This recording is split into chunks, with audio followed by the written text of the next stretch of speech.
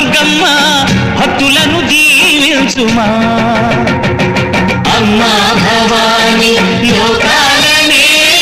ఓంకార రూపమమ్మ తల్లి నీ మహిమల్ని చూపవమ్మ